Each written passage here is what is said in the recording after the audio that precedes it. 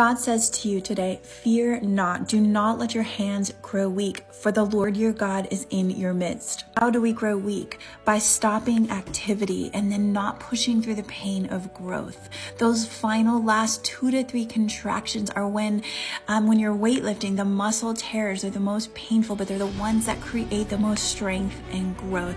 It's in the healing of those torn muscles, though, that is when strength is created. A cycle that we repeat to continue our progress. We show up, we move, we push through the pain, and then we rest and allow God to rebuild us even greater than we were before. But some of you are stuck in the rest period.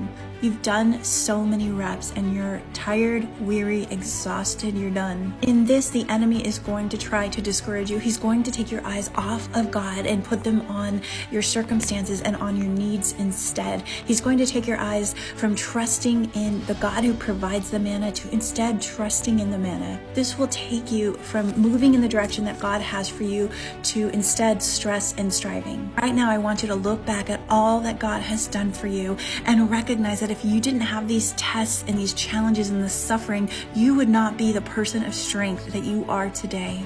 As you near the time that God has new territory for you, you are going to lack the capacity for the old thing, for the old manna. That's good. That means you are no longer accepting less than what God has for you. It means you're ready for the more that He has for you. So God is saying today to not let your hands grow weak. Do not give up doing the things that got you to where you are today. And He says that even if you cannot feel His presence, the Lord your God is in your midst, and He will save.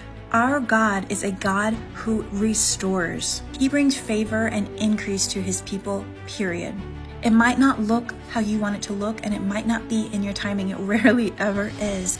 But if we continue to trust in a God who gave His own Son up to die on a cross so that we might be saved, we can keep trusting even in the silence and even in the wait. Zephaniah 3 verse 20 says, I will make you renowned and praised among the peoples of the earth when I restore your fortunes before your eyes, says the Lord. Don't look for that favor and increase in your bank account. God's ways are not our ways, and His ways are miraculous, and He's going to do it in a way so that you know that it could only be Him.